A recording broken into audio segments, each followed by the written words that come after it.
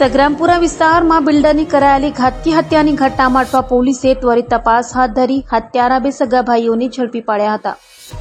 અટવા police મથકની હદમાં સગ્રામપુરા તલાવડી ખાતે રાણી તળાવમાં રહેતા બિલ્ડર આરિફ કુરેશીની મસ્જિદમાંથી નમાજ પઢી બહાર આવતા જ પાછળથી હુમલો કરી ઘાતકી હત્યા કરી દેવાઈ હતી. તો ઘટના સીસીટીવીમાં પણ કેદ થતા અટવા પોલીસ સહિત ઉચ્ચ અધિકારીઓ તપાસમાં જોડાયા હતા અને હત્યા કરી ભાગી છૂટેલા બે સગા ભાઈઓ ફૈઝ મુલ્લા તલ્લોઈ અને તબરેજ મુલ્લા તલ્લોઈને ઝડપી પાડ્યા હતા.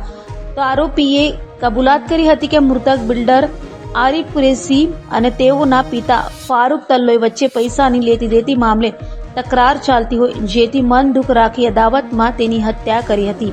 હાલ તો અટવા પોલીસે બંનેની ધરપકડ કરી વધુ તપાસ હાથ ધરી છે.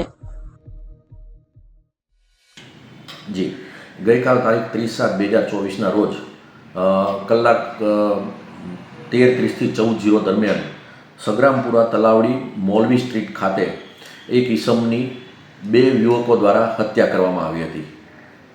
મરણ જનાર જે છે એ મોહમ્મદ આરિફ કુરેશી નાઓ, જે બિલ્ડરનો જેમની ઉંમર 55 વર્ષની હતી અને જે વ્યવસાય બિલ્ડર તરીકે કામ કરતા હતા.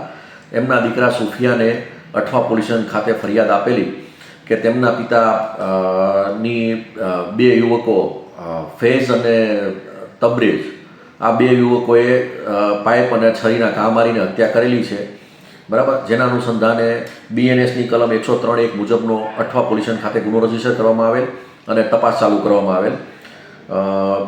ફરિયાદમાં સુફિયાને જણાવેલ કે એમના પિતાએ આશુતોષ હોસ્પિટલ સગ્રામપુરા ખાતેની સામેની બાજુએ એક જમીન રાખેલી, જે જમીનના બાંધકામ કરવા બાબતે પૈસાની લેતી દેતી બાબતે આ લોકો પૈસા માંગતા હતા એમની પાસે, સામાવાળા, અને એ પૈસા નહોતા આપતા, એના કારણે થઈને એમની હત્યા થઈ એવું એમણે ફરિયાદમાં જણાવેલ છે. બે આરોપીઓને પકડવા માટે અલગ અલગ ટીમો બનાવવામાં આવેલી અને મહેનતના અંતે બે આરોપીઓની આજ કલાક 13:30 વાગે ધરપકડ કરવામાં આવી છે અને પૂછપરછ ચાલુ છે.